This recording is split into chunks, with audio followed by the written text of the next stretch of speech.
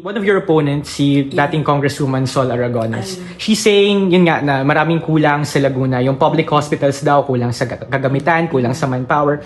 How would you respond to those criticisms bilang kayo po yung continuity candidate ng Laguna administration? And is it a weak spot in the legacy of your husband, Governor Ramil? Like I've said earlier, Dwight, wala namang perpekto na panunungkulan. At sabi ko nga sa'yo, bukas ako sa mga pagbabago, dapat ayusin. At actually, hindi ko titignan yung sinabi ng aking katunggali. Ang nakafocus ako kung ano ang sinasabi ng mamamayang aking pinaglilingkuran. And I know na binabanggit naman talaga, meron naman talagang gano'n na marami pang dapat ayusin sa 9 district hospitals. And ako naman po, very positive ako na sa aking pong hangarin sa pagpapatuloy ng serbisyong tama maging gobernador ako, tututukan din po natin yung aspetong yan. Again, we have 9 district hospitals under the provincial government. Dwight, aminin natin of course, it's very hard to maintain, to manage 9 district hospitals. Siyempre, limited din naman ang budget. Pero, of course, that's something that I will look into to address the problems na ang sabi ko nga po, patataasin natin ang antas ng serbisyo na ibibigay ng 9 na district hospitals na ito, more services and more facilities, more medicines para tugunan ang pangangailangan ng ating mamamayan. Kabahagi yun sa aking tatrabahuin. And for example na lang, itong JP Hospital here in Calamba, this is a primary hospital. At parte na ng atin pong layunin na sa pagpapatuloy ng serbisyong tama, i-upgrade ito into a level 2 hospital. Actually, ngayon, inaayos na yung mga requirements para po i-apply na for a level 2 hospital. May bagong building siya na ginawa, na tertiary laboratory and record section. Those are requirements rin para po i-upgrade na itong hospital to. So we're getting towards that. Papunta na doon.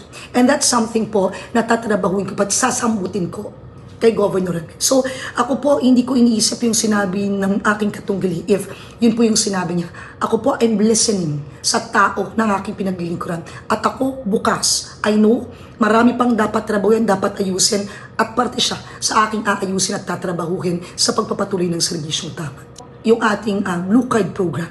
Kanina pinag-uusapan natin, marami sa ating mamamayan nangangailangan ng tulong pang-medical, pang-gamot, namatayan, etc.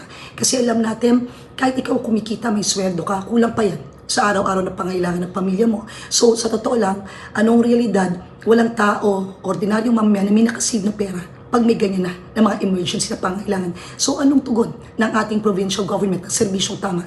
May People's Day kami. In a week, thrice a week.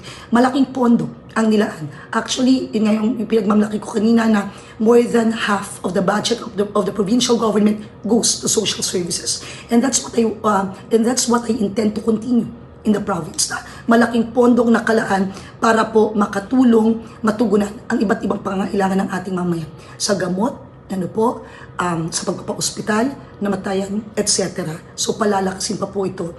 Yung blue card na binanggit ko kanina, ito po magagamit sa 9 na district hospital ng provincial government. Consistent ako in saying, yung 9 na hospital na yun, ayusin natin, tatrabahuhin, more services, more facilities, para yung mga blue card holder natin ma-enjoy ang benepisyo. Na kung sila ay mapunta dito sa mga hospital na to, maaalagaan, libre, lahat ng pangangailangan, maibibigay. At kapag po namatay ka, blue card holder ka, ang kapamilya mo, 10,000 pesos from the provincial government. And what is my plan pa in the future sa pagpapatuloy ng serbisyong tama? Dagdag benepisyo pa, yun po yung pambili ng gamot na we will have a tie-up. Ito yung scheme na naiisip natin, we will have a tie-up sa mga drugstores, pharmacies, all over Laguna na matatanggap itong blue card para po lalagyan natin, kunwari may pondong blue card mo, let's say, 2,000, 3,000, 4,000, depende sa pondo pag-aralan, ay year yun. So, ibig sabihin, hanggat hindi mo pa nakukonsume yun, magamit mo para may pondo yung blue card mo. May ka-tie up tayo ng mga drugstore, ipapakita nila, then you can get gamot. Dahil nga may pondo yung blue card mo. Yun yung gusto natin na sa pagpapatuloy ng serbisyo tama, idadagdag po natin yan na benefits.